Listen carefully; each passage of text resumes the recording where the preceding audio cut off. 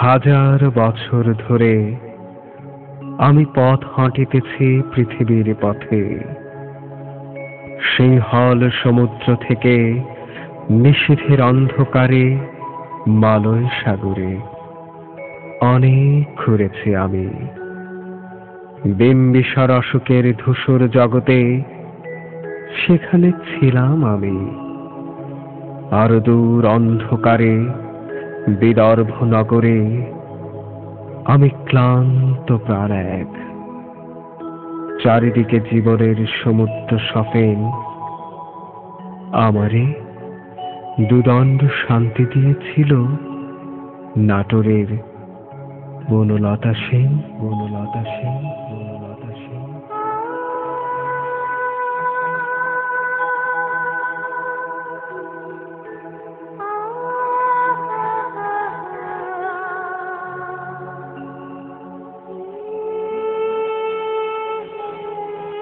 চুল তার কবেকার অন্ধকার বিদিশার নিশা, মুখ তার শ্রাবস্তির কারুকার্য। অতিদূর সমুদ্রের পর হাল ভেঙে যে নাবিক হারায়ছে দিশা, সবুজ ঘাসের দেশ যখন সে চোখে দেখে দারুচিনি দ্বীপের ভিতর, তেমনি দেখেছি তারে অন্ধকারে। বলেছে সে, এতদিন কোথায় ছিলেন? পাখির নীরের মতো চোখ তুলে নাটোরের বনলতা সেন। বনলতা সেন, বনলতা সেন। সমস্ত দিনের শেষে শিশিরের শব্দের মতন সন্ধ্যা আসে। ডানার রৌদ্রের গন্ধ মুছে ফেলেছিল।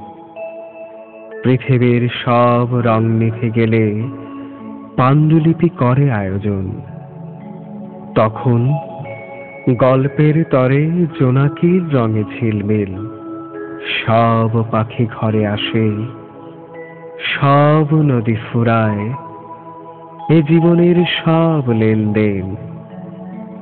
থাকে শুধু অন্ধকার, মুখোমুখি বসিবার বনলতা সেন।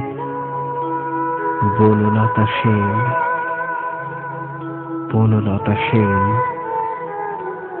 বনলতা সেন।